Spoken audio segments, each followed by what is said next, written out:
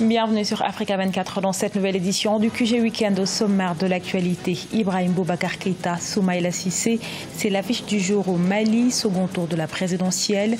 8 millions d'électeurs sont appelés à choisir leur prochain président pour 5 ans. Embellie du tourisme au Maroc, au premier semestre 2018, 5,1 millions de touristes ont visité le royaume, soit une augmentation de 10% en glissement annuel.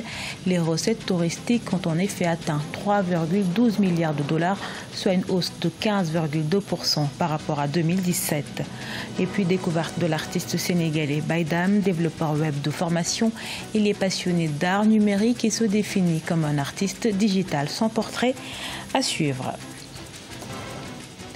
Mais tout d'abord, les Maliens retournent aux urnes ce dimanche 12 août pour départager Ibrahim Boubacar Keïta et l'opposant Soumaïla Cissé.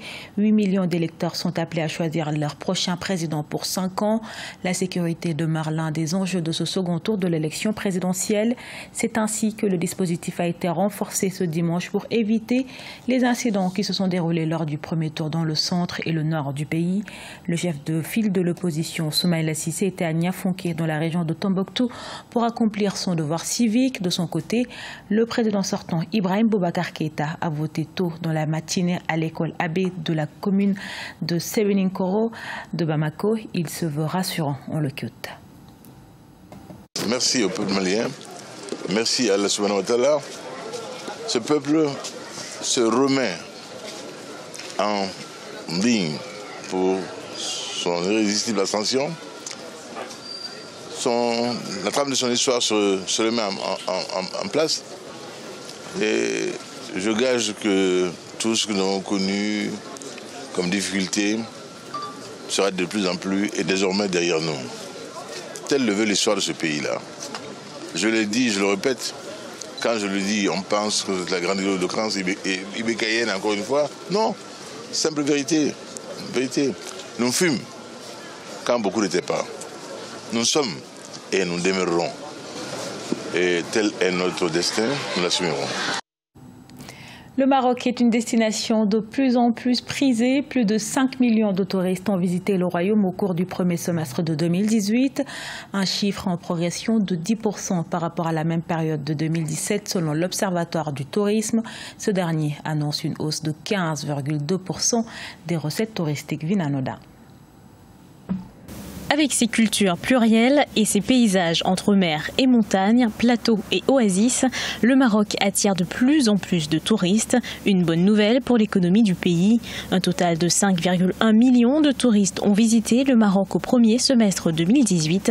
Ces arrivées représentent une hausse de 10% en glissement annuel, selon les statistiques publiées jeudi 9 août 2018 par le ministère marocain du Tourisme. Le parc global d'établissements d'hébergement classés du Royaume a affiché une hausse de 10% en 6 mois. Les deux pôles touristiques Marrakech et Agadir se seront à eux seuls accaparés 60% du volume global des nuitées, avec une progression respective de 12 et 10%. Cette belle dynamique est due à l'augmentation continue de la fréquentation des touristes européens, dont 18% d'Italiens, 13% de touristes allemands et 10% de visiteurs français.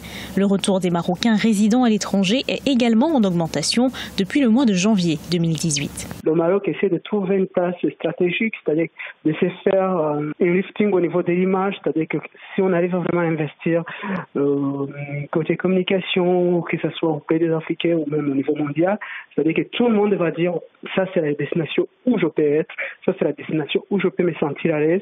Les recettes touristiques du Maroc ont atteint 3,12 milliards de dollars américains, soit 15,2% de plus qu'il y a un an. Malgré ces chiffres, le gouvernement souhaite améliorer la stratégie du tourisme et régler en urgence les tensions sociales au sein de la Royal Air Maroc. En Côte d'Ivoire, de nombreux ménages sont privés depuis ces derniers jours de gaz domestique, une pénurie attribuée à la rupture de la chaîne de distribution consécutive en retard du bateau qui approvisionne le pays, entraînant ainsi une hausse anarchique de cette source d'énergie tant prisée par les ménages. Les précisions de notre correspondant Olivier Conan. Situation difficile depuis 2 semaines pour les ménages ivoiriens confrontés à une pénurie de gaz butane. Difficile de se procurer les bouteilles B6 vendues à 2000 francs CFA et B12 vendues à 5200 francs CFA, utilisées en majorité pour la cuisine. En conséquence, l'on assiste à une flambée des prix. La petite bouteille de B6 offert 3000 francs Et la grande bouteille B12 fait 6 000. La grande bouteille est à 10 000, mais maintenant on la trouve à 15 000 francs la bouteille. La Petrosi, Société nationale d'opération pétrolière, rassure sur la disponibilité du gaz. Les problèmes d'approvisionnement ont été réglés. L'appontement pour les bateaux avait été endommagé par les travaux d'agrandissement du canal du port et le chargement d'un navire refusé pour mauvaise qualité le 20 juillet. Mais depuis, tout est rentré dans l'ordre selon les autorités. Nous, Petrosi, n'avons opéré aucun changement de prix aux marketeurs qui se ravitaillent chez nous. Donc c'est une question de spéculation ponctuelle dans certains lieux de vente, dans certains quartiers où certaines personnes malheureusement profitent des difficultés de nos concitoyens pour monter les prix. Nous le déplorons parce qu'il n'y a eu aucun changement de prix chez les grossistes, chez Petrosi et au prix de cession au centre remplisseur des marketeurs.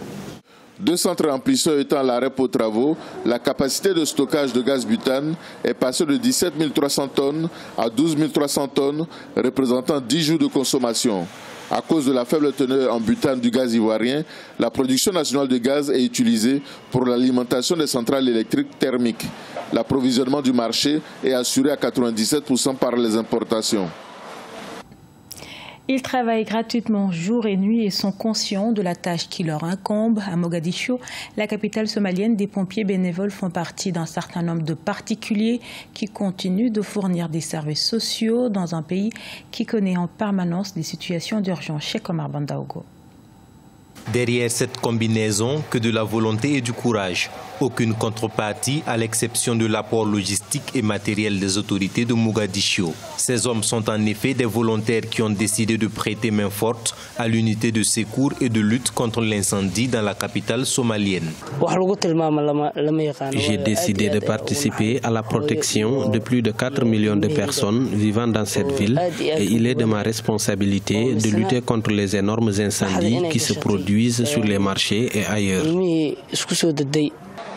Ces volontaires se rendent disponibles jour et nuit. Ils font des exercices de façon régulière, mais les missions de sauvetage peuvent être dangereuses en Somalie, en particulier lorsqu'elles répondent à des cas d'explosion, une difficulté parmi d'autres. Les principaux défis auxquels nous sommes confrontés sont dus au fait que nous n'avons pas suffisamment d'équipements de protection pour nos pompiers, comme des vêtements, des gants, des pantalons et des casques dont ils ont besoin lors d'un incendie. L'autre défi est que nos bénévoles ne reçoivent pas de formation régulière pour améliorer leurs compétences. Certains de nos volontaires s'évanouissent en luttant contre les incendies, faute de vêtements de protection appropriés. Le service incendie prévoit étendre ses actions à d'autres villes du pays en mettant en place des unités similaires afin de fournir des services d'intervention d'urgence indispensables. À ce jour, 85 bénévoles ont rejoint les rangs des sapeurs-pompiers. Il associe l'art à la science. À travers ses œuvres, Baïdam crée un dialogue entre l'être humain et la machine. Développeur web de formation, l'artiste sénégalais se définit d'ailleurs comme un artiste digital. Son portrait avec notre correspondant El Hadji Ndiaye. Baïdam utilise les technologies des arts interactifs pour créer des œuvres d'art sorties de l'imaginaire. Développeur à la base, Baïdam est fasciné par les systèmes interactifs et génératifs. Il expérimente tout ce qui est électronique. Depuis 2014, il développe un logiciel de vidéo mapping qui est une technologie qui permet de projeter des vidéos sur une surface irrégulière. Souvent, j'essaie de digitaliser la plupart du temps parce qu'au départ, je venais avec des installations très compliquées que les gens n'arrivaient pas à comprendre. Et à un moment donné, je me suis dit, OK, pour développer l'art numérique en Afrique, ce qu'il faut, c'est d'intégrer la technologie dans les formes d'art qu'ils connaissent déjà, en fait. La combinaison entre l'art et la technologie, c'est le fort de Baïdam. Il s'inspire de l'évolution mentale des enfants par rapport à leur environnement, en passant par la diversité culturelle, linguistique et naturelle des humains, jusqu'à l'impuissance de ces humains face aux machines. De nos jours, j'ai vu que les gens ont très peur, en fait, ont une peur face à ces technologies. Avec l'avènement des robots, la plupart des gens croient qu'ils vont perdre leur boulot et tout. L'idée, c'est de démystifier ça, leur montrer que tout ça, c'est des choses préprogrammées pour interagir avec vous, détecter les émotions et tout. Tout ça, c'est des choses faites par l'homme. Et si on le désire, on peut reprendre le contrôle de tout ça, en fait. À travers ses œuvres, il crée un dialogue entre l'être humain et la machine. Pour la réalisation de ses œuvres, Baïdam collabore avec d'autres disciplines comme la danse, le graffiti ou même la musique. Cependant, l'artiste est confronté à un manque d'espace pour l'expérimentation de ses œuvres et aussi de subventions. Ce journal a été réalisé par l'ensemble de la rédaction. Merci pour votre fidélité. Retrouvez dans un instant une nouvelle édition de l'actualité sur Africa 24.